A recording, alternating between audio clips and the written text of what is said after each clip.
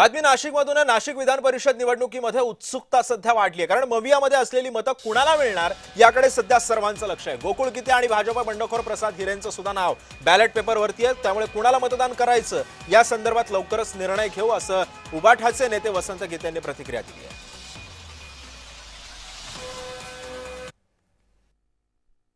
आपले सोबत शिवसेना उद्धव ठाकरे गटाचे नेते आहेत वसंत भाऊ गीते।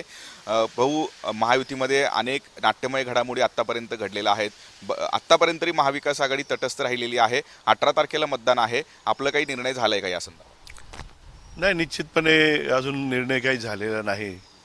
आमचे संपर्क प्रमुख मेर्लेकर साहेब नाशिकमध्ये आहेत। आमचे ग्रामीणचे दौरे चालू आहेत, काही मेळावे चालू आहेत।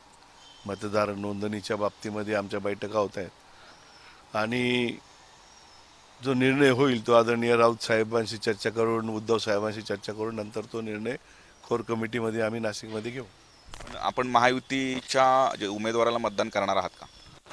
नाही, हा काही विषयच नाही। महायुतीच्या उमेदवाराला मतदान करण्याचं काय हे नाही। आणि मला असं वाटतं निवडणूक अजून 2 दिवस बाकी आहे, 2-3 दिवस, त्याच्यामुळं तो आमची बैठक होऊनच तो निर्णय होईल।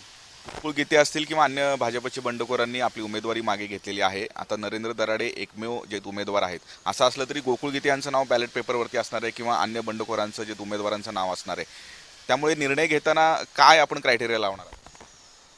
नाही, आता बॅलेट पेपरवर नाव असल्या कारणाने ही निवडणूक काय बिनविरोध झालेली नाही आहे, त्याच्यामुळं तो निर्णय पक्ष घेईल कसं घ्यायचं। गोकुळ गीते असतील किंवा नरेंद्र दराडे असतील, हे दोघांपैकी कोणी आपल्या संपर्कात आहेत? नाही, पण हिरे पण आहे ना बंडखोर। गोकुळ गीते असतील, हिरे असतील, त्याच्यातलं कोण ते ठरवू आम्ही। म्हणजे महायुती सोडून जे 2 बंडखोर आहेत जर त्यांना मतदान करायची वेळ आली तर आपण करणार आहात?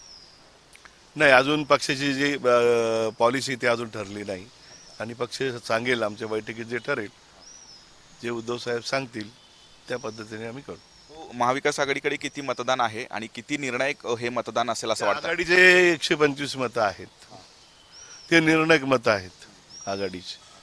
म्हणजे आघाडीतले सगळे लोक बसतील आणि मग त्याच्यात चर्चा करून मग पुढे आम्ही जाऊ। किरण गोटूर, जय महाराष्ट्र न्यूज, नाशिक।